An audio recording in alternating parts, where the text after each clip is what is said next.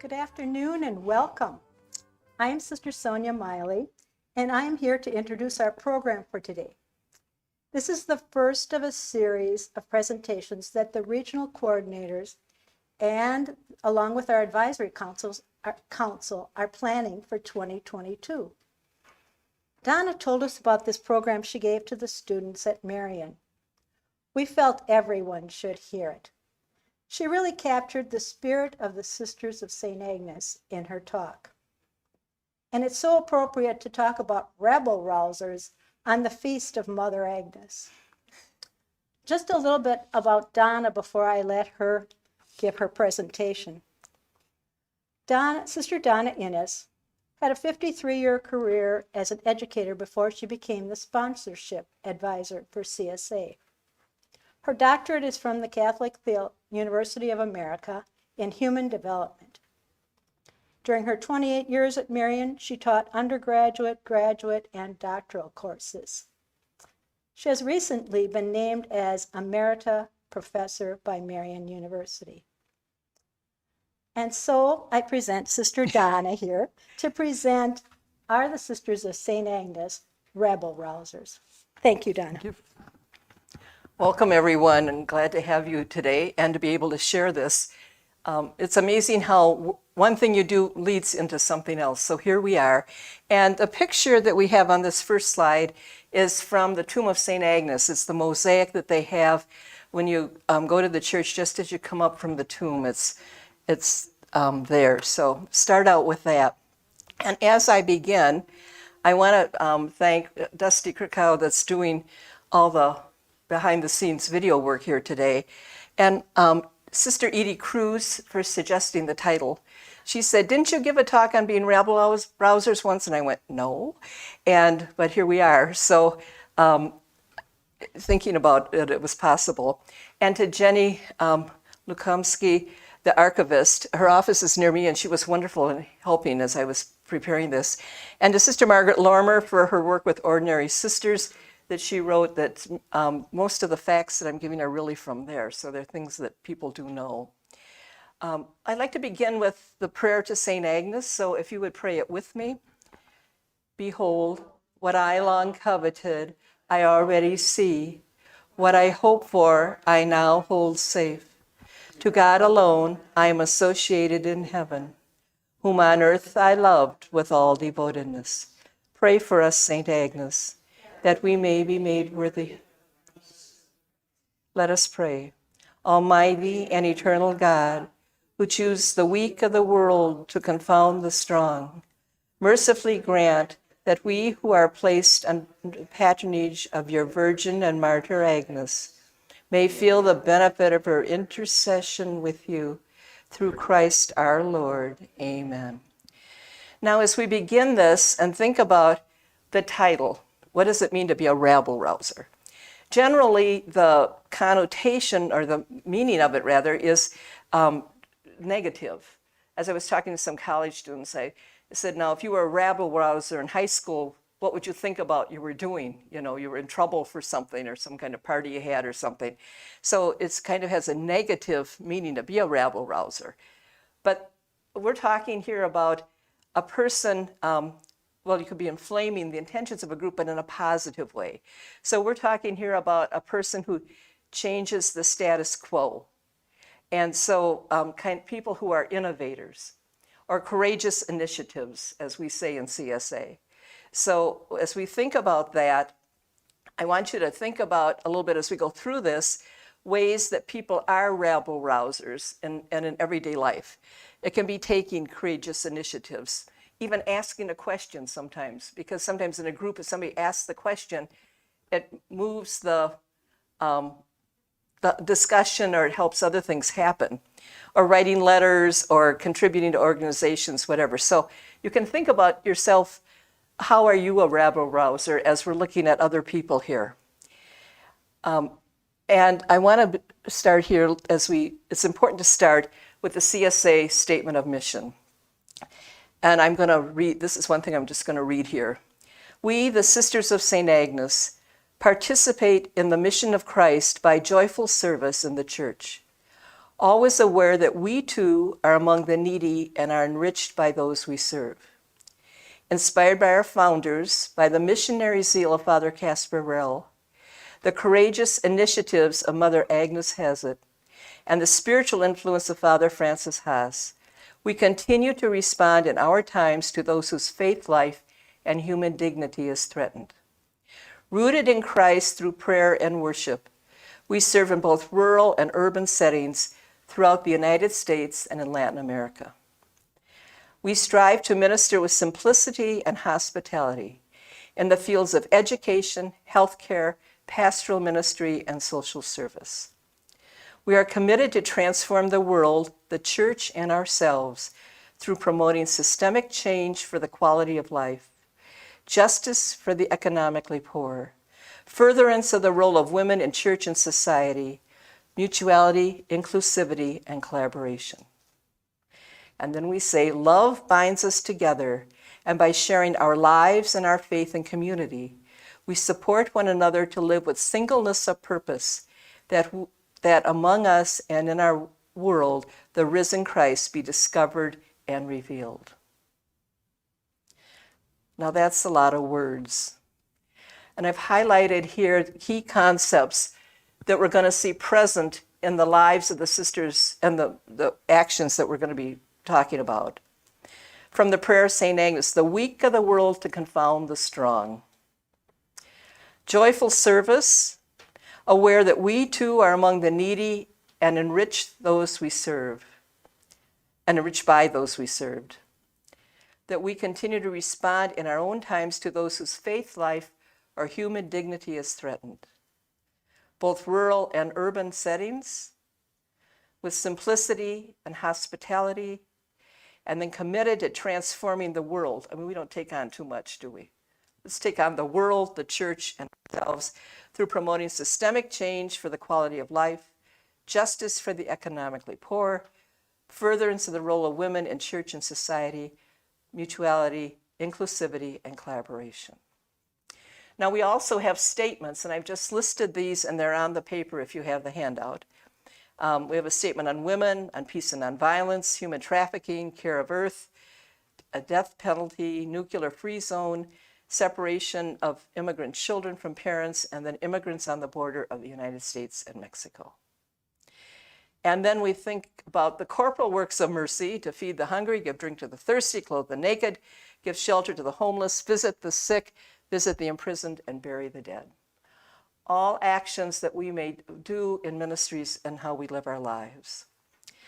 So we're going to talk about being Rabble Rousers. We have a Rabble Rouser scale.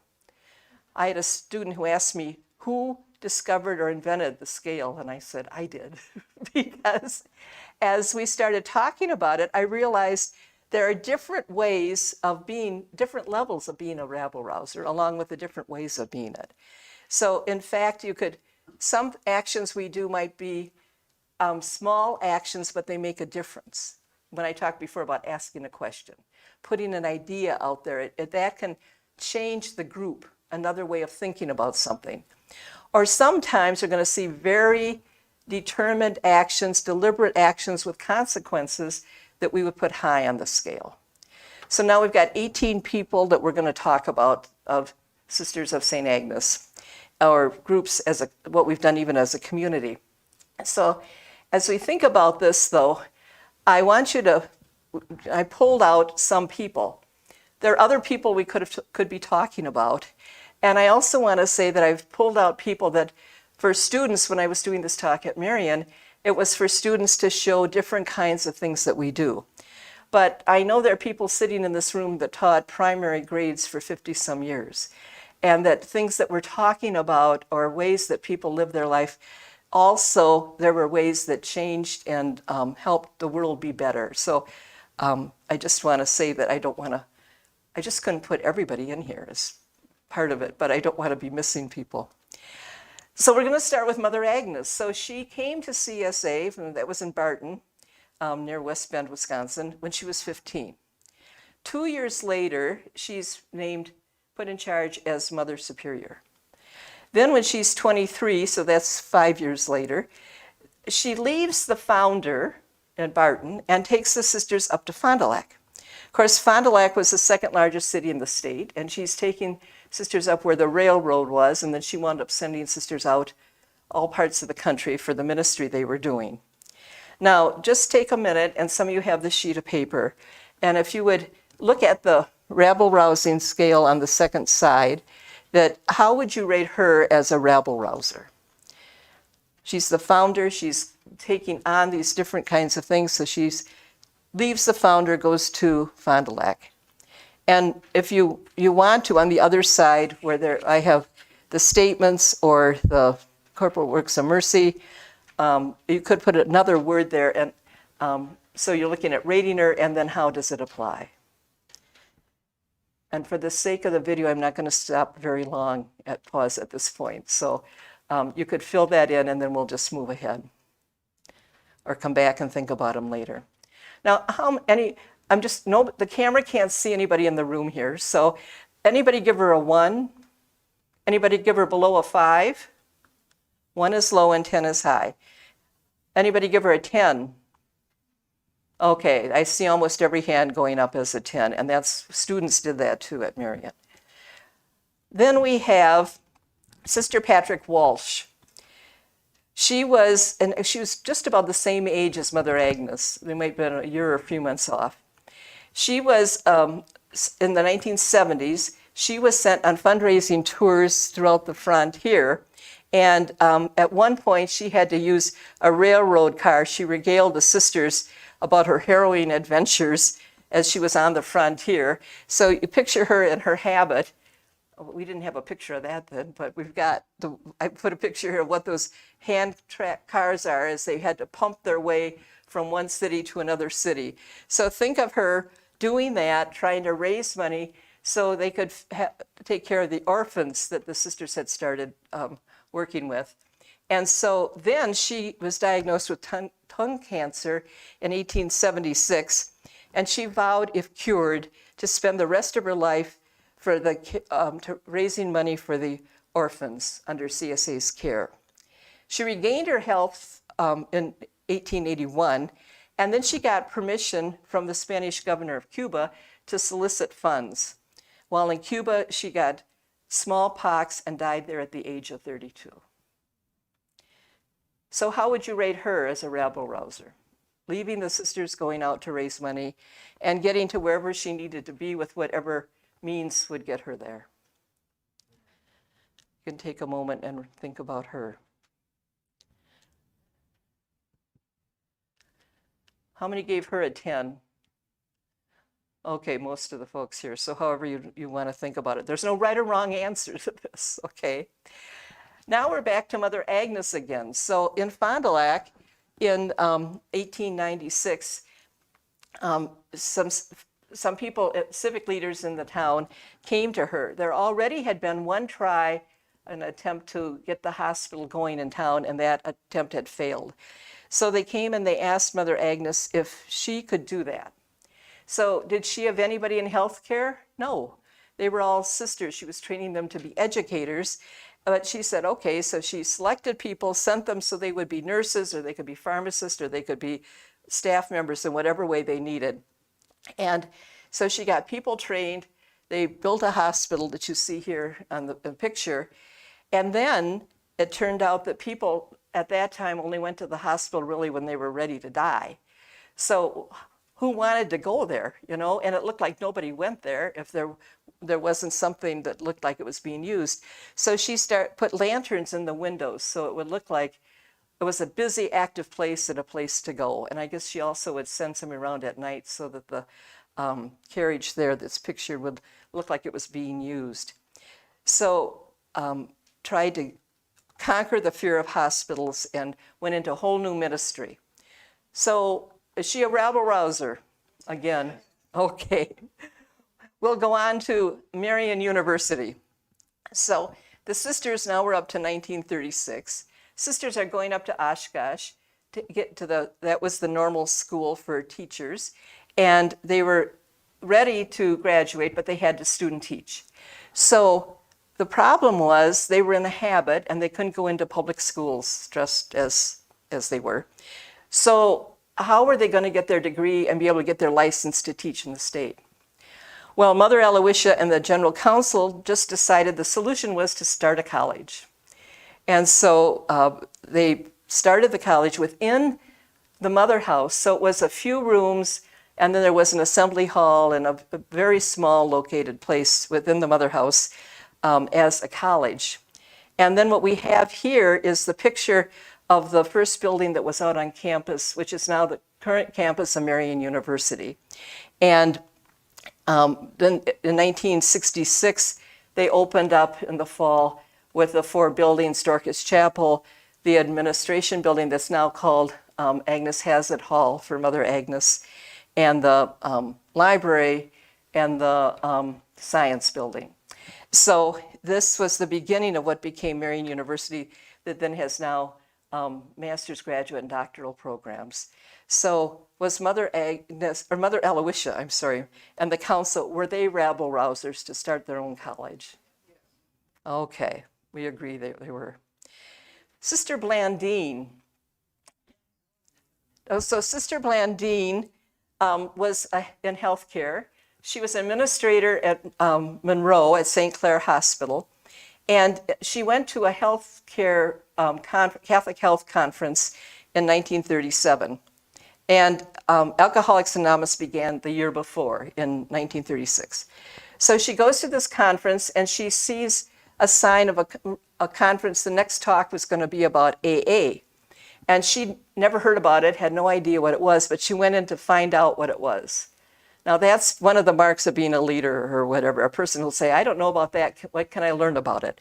So she went in there out of curiosity, and then she realized that what they were talking about was a disease that people that she worked with at the hospital, or had worked with over the years, that she realized how many people really were in need of something, what AA offered for people with alcoholism. So she came back to St. Clair, and she said, wanted to work with the program there. She really fought with a lot of misunderstandings about the disease with the doctors, with hospital administrators, and even with her own congregation. And when you think about it, as I said, with students, which gender is normally, with people with alcoholism, it's a lot of men, as they responded to me about it. And so going out and working with people in a different way, no matter what it might be at times, people are looked at askance. Because when you're a rabble rouser and you're working with a different kind of population than you had before and you're changing what you do, people can be judgmental in some ways. But as she worked with it, finally, people began to realize the need there was, and eventually, through her dogged persistence, as Margaret wrote in With All Devotedness, she was able to succeed in working with the program with alcohol rehabilitation. And she returned to Fond du Lac, eventually in her life, worked with as a medical librarian, and worked with the Fond du Lac County Board for Alcohol Services. And then in 1970, the Residential Treatment Center was built, the Blandine House, named in her honor. So they're on Park Avenue in Fond du Lac. And there are chapters in Iowa, Kansas, and Wisconsin that bear her name, and people in Fond du Lac know of her and recognize what she did. So was she a rabble rouser? Yep. Takes a lot of courage at times. And do you want to say that louder? What? An 11, okay. That's the comment from the audience, give her an 11. Now we're looking at 1945 and sisters going to Nicaragua. So the church was asking at that time that people go as missionaries to different places. As a congregation, we had connections with a Capuchin priest that were in Nicaragua. And so it was decided that 4 sisters would go, and they went in 1945. And 100 sisters volunteered, but they also had to get permission from their parents to go because they didn't know when they'd come back, what would happen, and all. So when you're thinking about heading out, and we've got a lot written in the community about this, the journey that those people took, needing to learn the language, going to into Managua, and then having to get over to the East Coast, to the Puerto Cabezas and the Rio Coco River area, and the journeys that they took. So how would you rate these 4 sisters that went in the beginning? Probably everybody that went, actually, but they'd be Rabble Rousers in some ways. Okay. And now think about one sister here, and actually the 2, Sister Annabelle Torres, as we're thinking about Nicaragua. She's a native Nicaraguan and became a sister, professed in 1970. And she actually came to Fond du Lac, and some of us in the room here lived with her when she was going to school at Marion and got her degree in social work there. Then she went back to, Nicaragua, and then there was the Sandinista Revolution. During that time, she left the community and wound up coming back in 1998. And then she worked with Sister Colette Hartman, and they called her Mary in Nicaragua. And the 2 of them founded Cantera. And it's an organization working for peace and justice for the poor. And their philosophy is based on the Jesus message and the philosophy of Paulo Freire, on people themselves being the ones to make the decisions to be leaders within the group. And Annabelle always calls herself the dreamer, but part of her role is to be the kind of to see things happen so people can themselves lead as they need to. And I had the privilege to be there a few years ago and to see some of the villages up in the volcanic area, and where people were, they were bringing in a barrel of water, and that they had to use for a week. And we were at a family home of 5 generations of women, and they were taking that barrel of water and using every drop. If they used it for food, and then they'd filter out water and go over to cleaning their clothes, and they filtered it down through the hillside a ways, so in a big filter area they made that's like the size of a coffin, and they would dig it out and put new layers of rock in every year, and then it filter from there that they could use to plant in a greenhouse area the flowers or the seeds plant the seeds for crops, and using resources. Now, there are 29 different kinds of ways in Cantera that they serve people, and over 33 places. And mostly it's around the west coast there in Nicaragua, and serving about 5,000 people a year. So it's everything from holistic health to education. Do a lot of work with delinquents and teens. So they actually have gone into cities where the delinquency was the highest in the state, but one city they went into. After a year there, where they get a lot of teens involved in other ways, that the delinquencies of that city dropped to number 15 in the country. So they're wonderful things they do. They have a farm, a whole variety of things. And I said 29 things.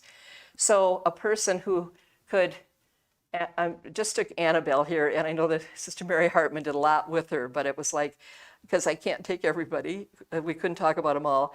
And together they co-founded this. But thinking about Sister Annabelle, would you rate her as a rabble rouser?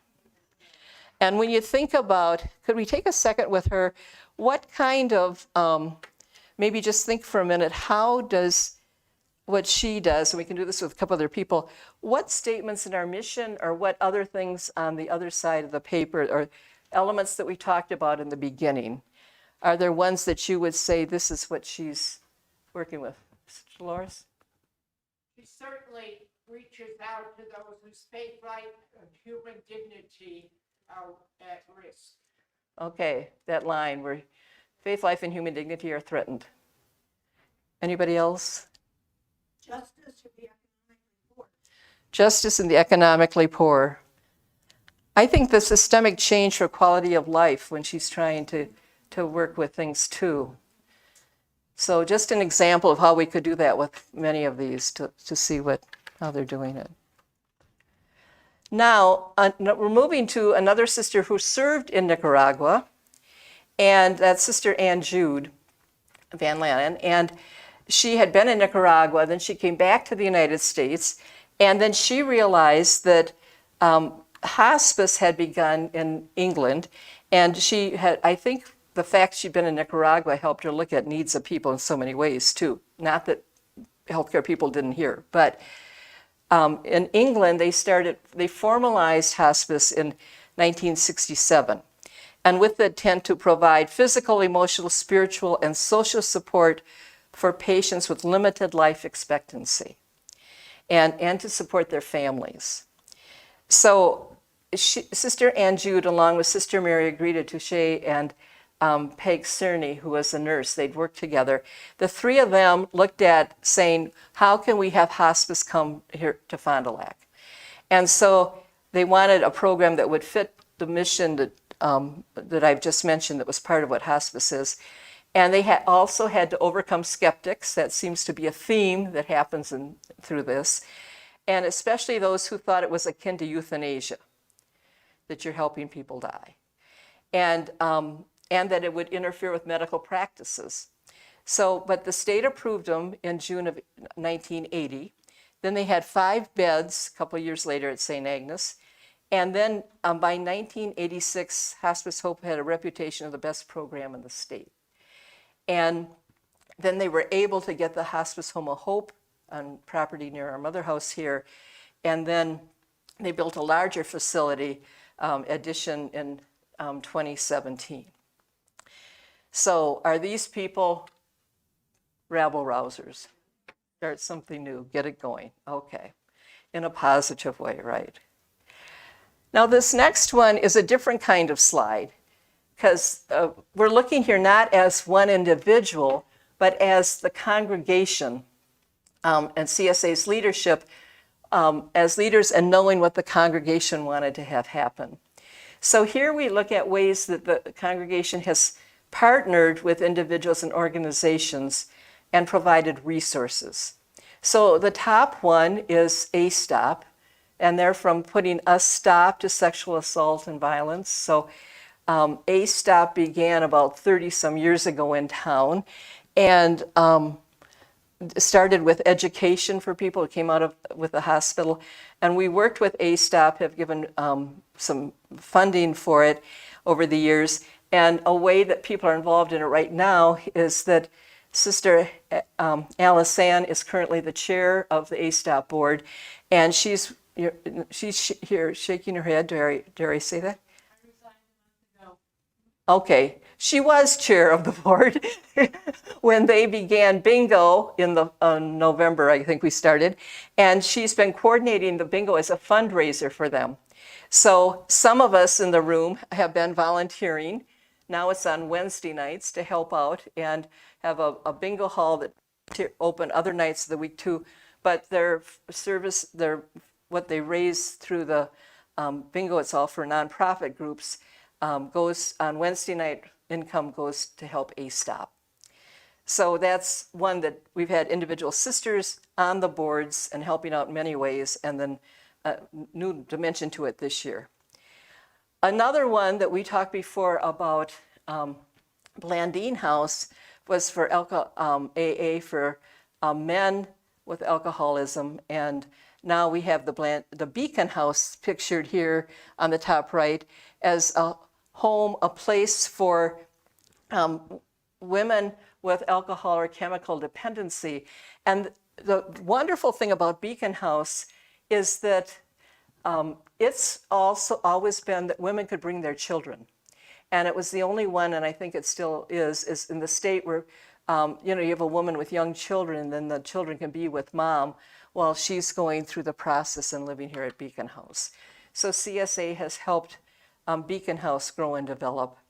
And then we have the Samaritan Free Clinic, which isn't pictured, but as I talked to students at Marion, Sister Marie was giving a presentation with me there, and she talked about for students that at times if they don't have any insurance, and it's for Samaritan House is for people without insurance or resources to get medical help.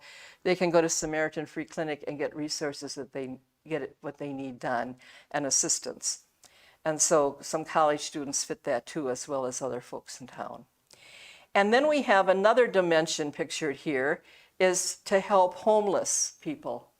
And so I pictured the Bethany House, and that was one of the, on 2nd Street, one of the first places that was built for people. And they had a big room for men and for women upstairs, and some where families could be together, but could only house a small number of people. Then from Bethany House in town, we moved to having Solutions Center as a place where homeless people could get help and resources. And now the congregation has helped one of the organizations working with others as the St. Catherine Drexel shelter is being built out where the St. Vincent de Paul store is out in town. And that's going to be 20,000 square feet of square feet to shelter people year round. And so there's going to be a section for families, for men and for women, so providing a wonderful resource for people. So all of these are ways that CSA has seen needs and gone out as a congregation to say, how do we help people in our area as well as throughout the state having resources here? So has leadership of the community been rabble rousing and supporting these kinds of missions? Sometimes I think sometimes the funding or help from CSA has kind of tipped the scales that people say, now we can really go ahead and get it going with that kind of support. So looking at seeing needs and going where people need to go, now let's go to Russia. So we, in 1993, the Bishop of Siberia, Bishop Joseph Wirth, asked, he had the Diocese of Novosibirsk, and I think it had 11 time zones, if you think how the map of Russia goes. And there were like 5 or 7 or 8 sisters that he had and priests, just a handful of people to do the work. And that's just after the change so that people could now worship in public. Before that, even the bishop himself, Bishop Wirth, the day he became a Jesuit, he ordained as a Jesuit, found out that his brother was a Jesuit. His whole training had been secretly, like in the woods or whatever. His mother knew, but other people didn't know because religion was practiced underground in that way. So there were sisters in our congregation who, and their ancestors were from the Volga German, and they were the people who had, some of the families stayed along the Volga German and other families had come, and I'm not going to go into the background of how they got to, Catherine the Great got them there. But then some of the families came to the United States in the 1870s or 80s and that. So there were families that had people back in Siberia or in the Volga German along the Volga River, and then families that were in Kansas. So we had sisters from Kansas who spoke some of the Volga German because they learned it from their grandparents and were connected to some families and knew some relatives, whatever there. So anyhow, the question came, would we consider as a congregation having sisters go? And Sister Lucianne Wazinger was the one second from the left up there. I was on the committee that looked at whether or not we would go, and she sent me a picture of Siberia from National Geographic, and or a video. She sent me this video and said, so you can learn about Siberia. And the whole video was white polar bears in the snow and everything. I thought, what are we going to do? And the reality was, when we were getting ready to go on the exploratory team that the three of us went on, we were looking at going to Novosibirsk, and then we wound up at Chelyabinsk, where the sisters were, which is more like Canada. So if you're thinking about southern Canada, as I talked to students at Marion last week, I said to some of them, where you live in Canada? And they went, yes, because they knew if you're looking across, so around the world, the latitude there. So that their crops were starting to grow in late May when we went, and there were people that by that time the new green onion shoots were coming up and stuff. So it was not the white of the white out of snow that I first saw. So the thing is, these sisters decided they would go, and a story I have is that being on the committee, I called a scientist from the nuclear regulatory system and asked if we decided to go, could we find out if it would be a dangerous place to go because of nuclear reactors and that had happened. And he said, "Sister, when you come back, call me and I'll let you know." I never called him when we got back because where we wound up being, we knew there was an accident near there, and the sisters knew it was a dangerous area to be living in. But also that being called to be there, and with the skills that they had as teachers, educators in theology and their background. So they braved illness and radiation poisoning. They knew if they died, they'd be buried in Russia. And when we finished and they returned to the United States, the mission was turned over to the Sisters of the Blessed Sacrament. And I want to just share too that when I talked about people being related, 3 weeks after the first three sisters got there, the three that are pictured in the middle, Sister Elisanne and Sister Deborah went a little bit later. The third week, the Sister Lucienne was there. A woman came and said to her, "You are Vasinger. I am Vasinger."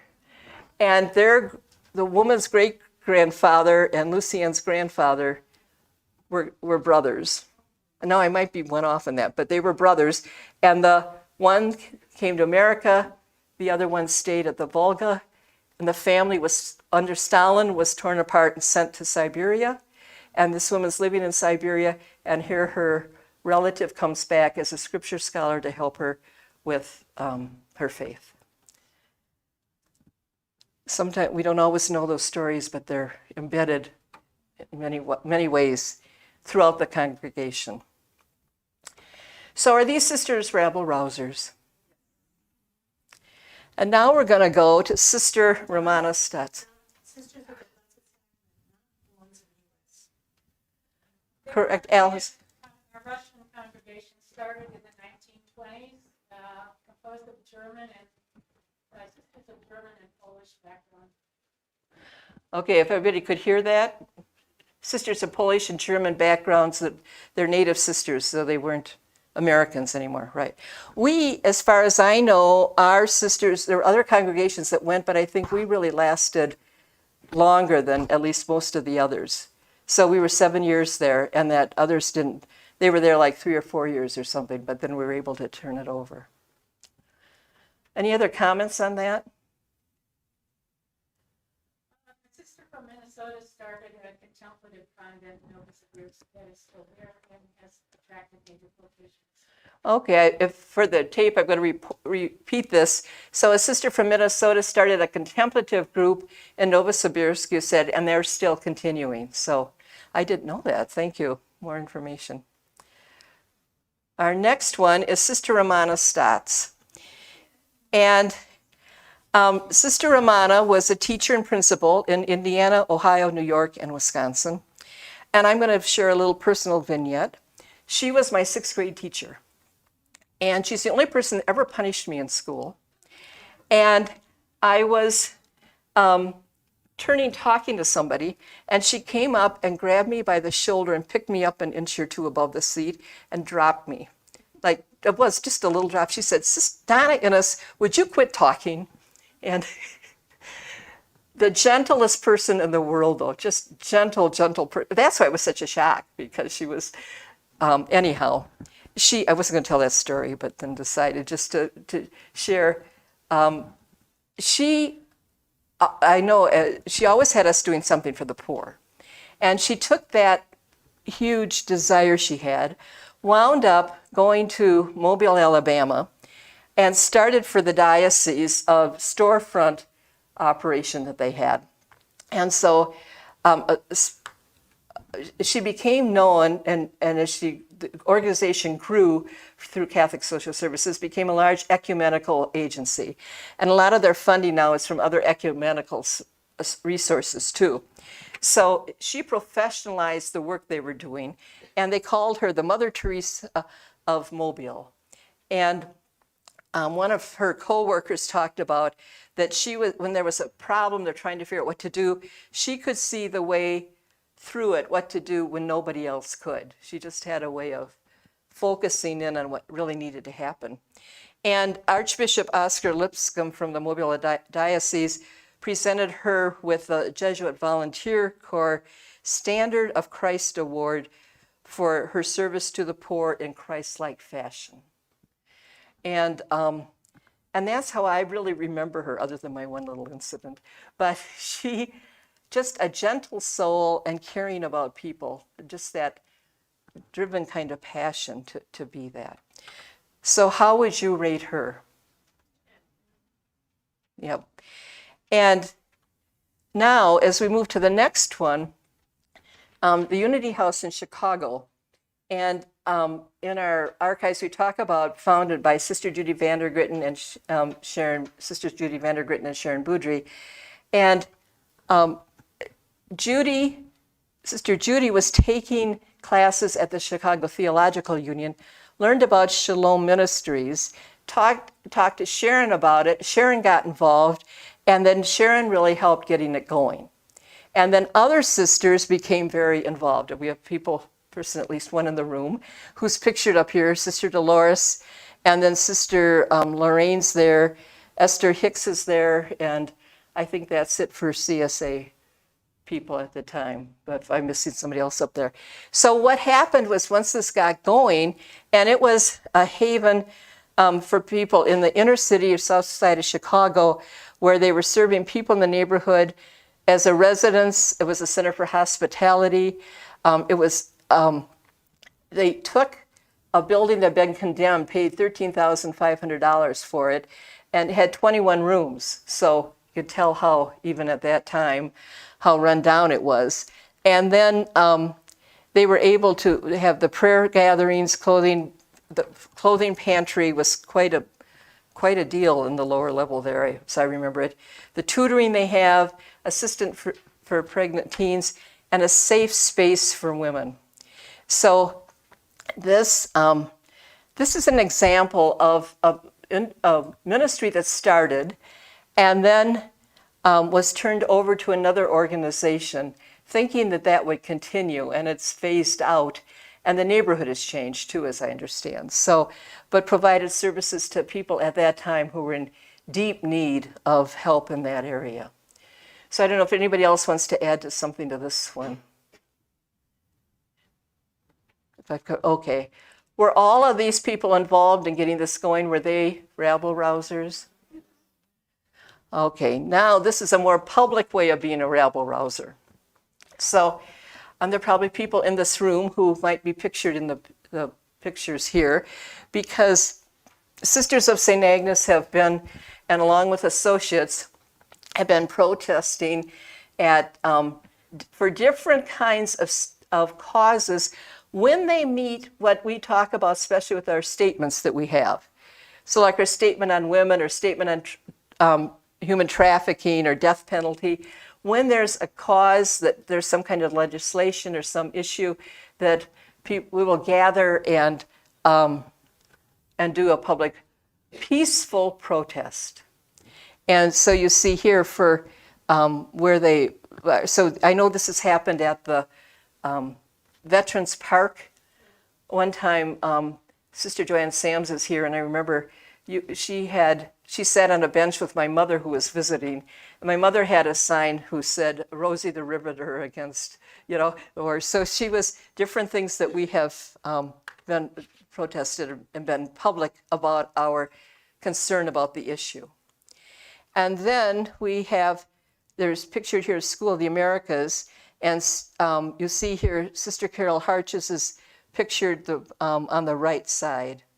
And I'm going to talk about Carol a little bit, because she's one who went to the School of Americas, heard the stories, and I know when I was there a couple times, a woman who was speaking from a village had told a story about she had gone out to get something in a garden far away and came back, and her whole family had been massacred.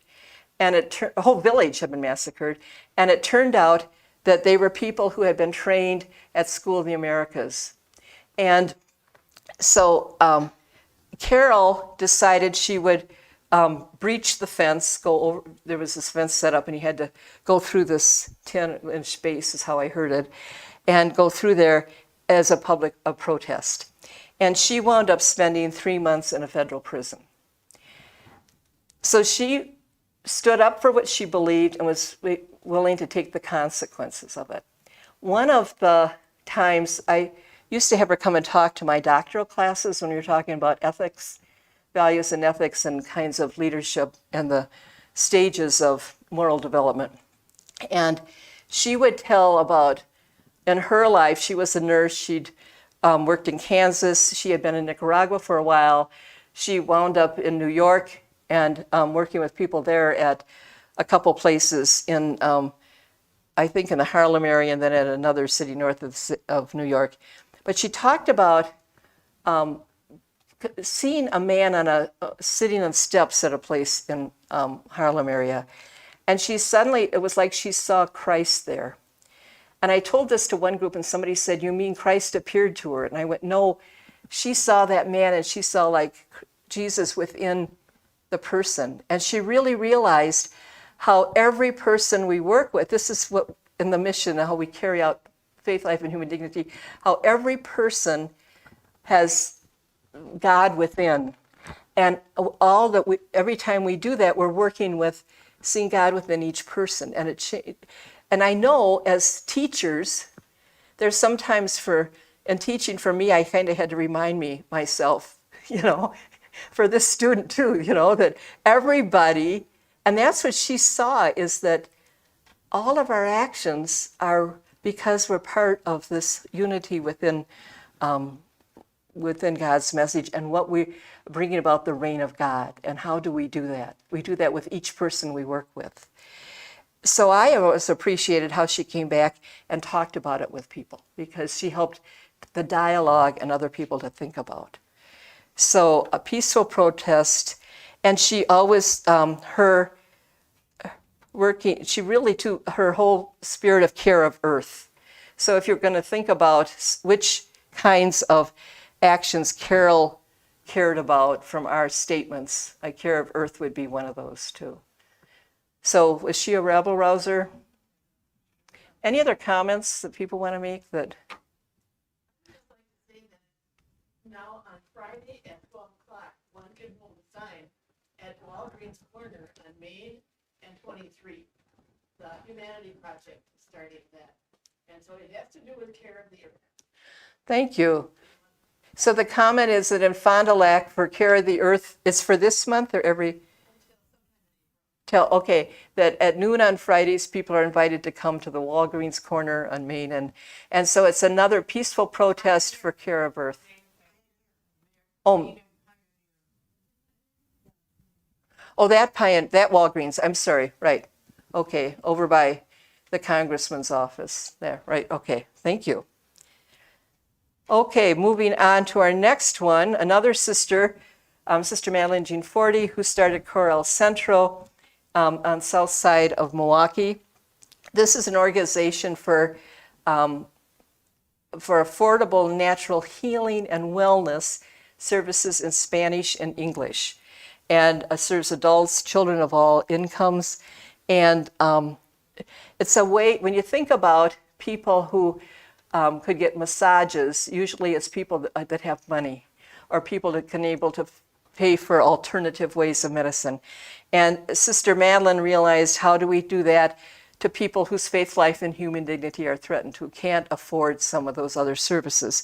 So she started this, and there's Sister Pat Bogenschutz here, who was development director.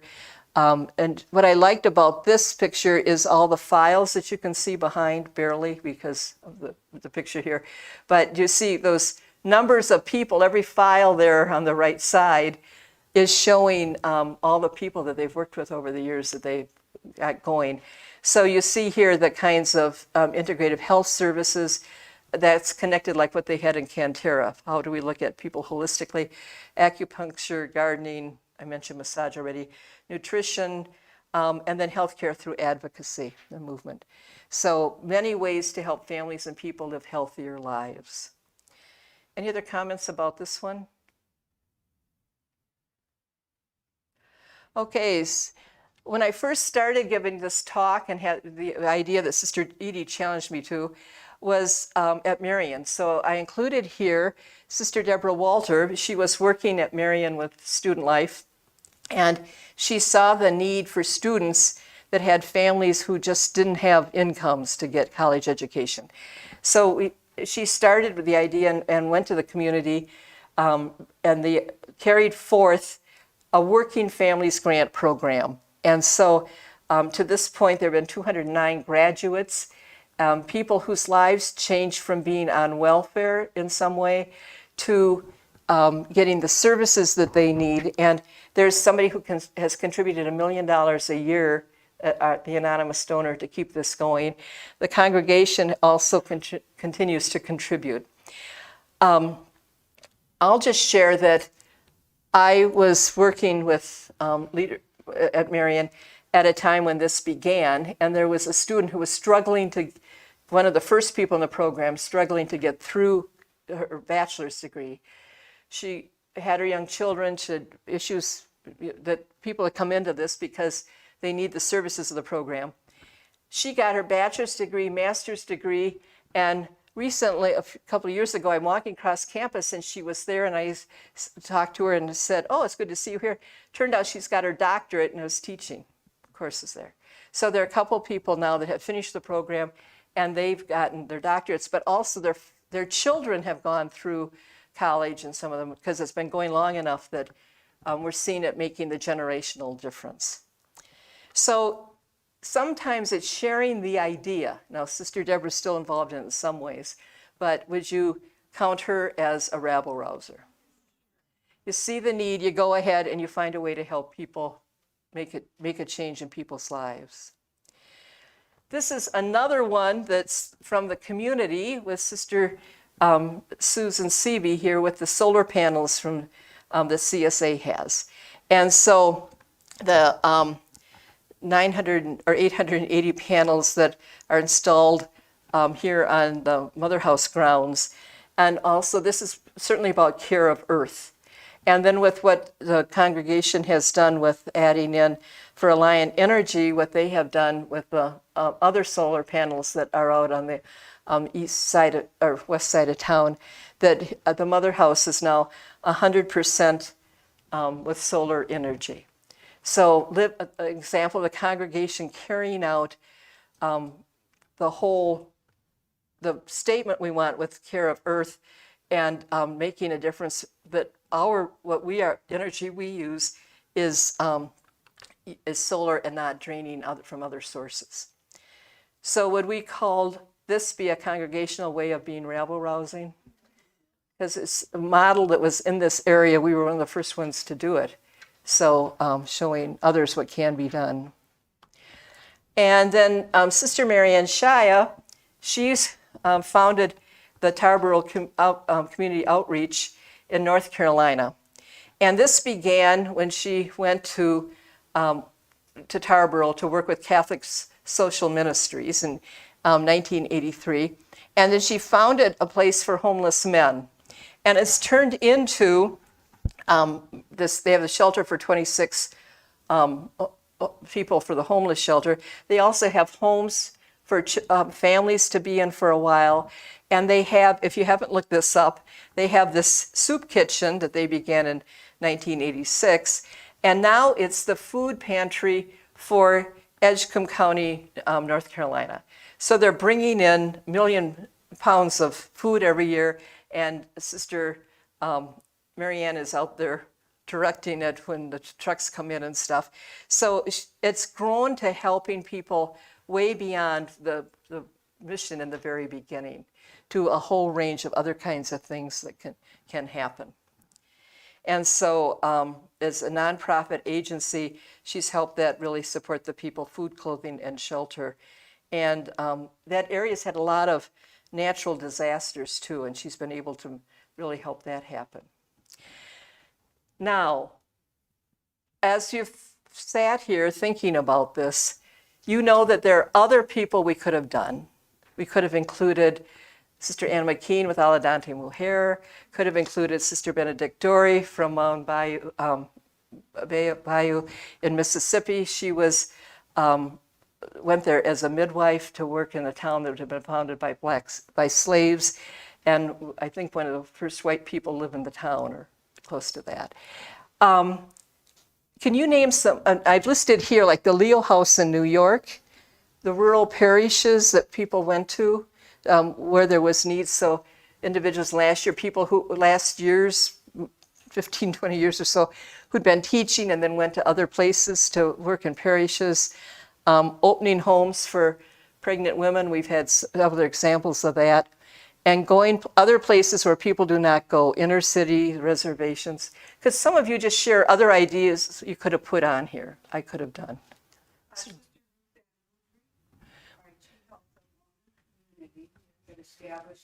Fond du Lac. So Sister Ruth Ann and the Hmong in Fond du Lac, that she really did a lot for them.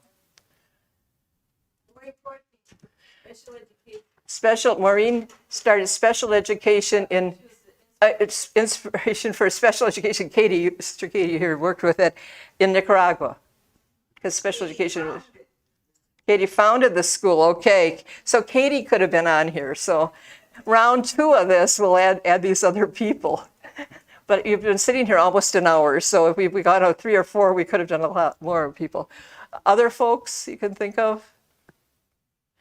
I'm thinking about sisters that went to Sells, Arizona, or the sisters that are down in Bigsby now and in Arizona on the border. We have people,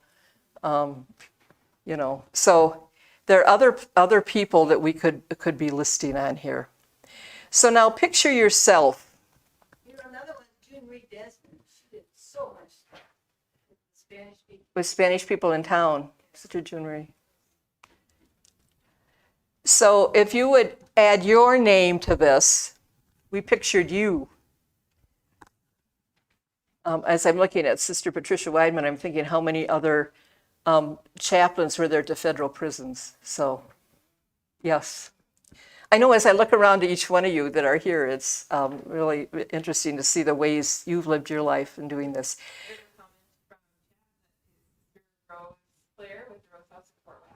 Thank you. I've done that generally, but thank you. Any other?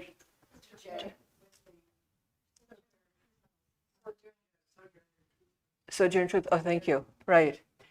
In a different way, but because art speaks so loudly to me, Doris Klein and her very spiritual artistic. Okay. Sister Doris Klein using artistic skills for people in the faith journey and retreat work and everything with them. Yes.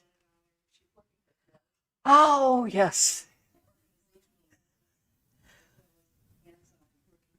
Yes, working with a large community because I always mention to people when I had the experience of visiting there and realized the ministry that was is just a calling that I've always admired.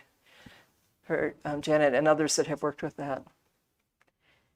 So we could keep going on, couldn't we? So when you think about this, that we're really looking at how we live out the mission statement that we have, that we said, how we live out all of those statements.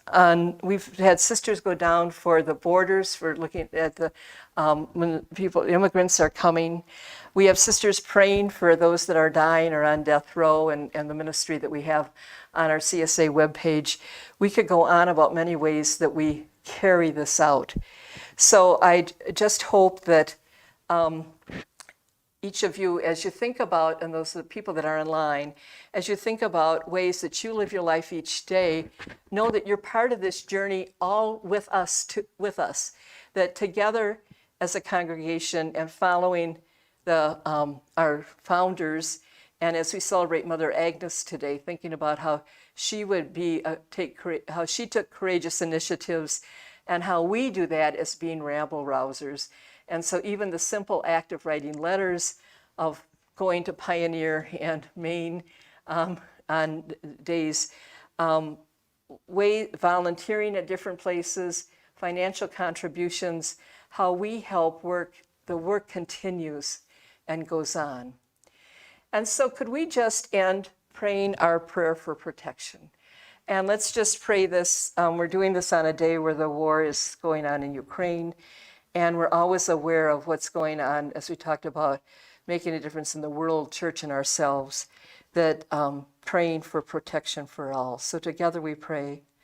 Protect us, Lord, while we are awake, and safeguard us while we sleep, that we may be touched in Christ and rest in peace. Amen. Thank you.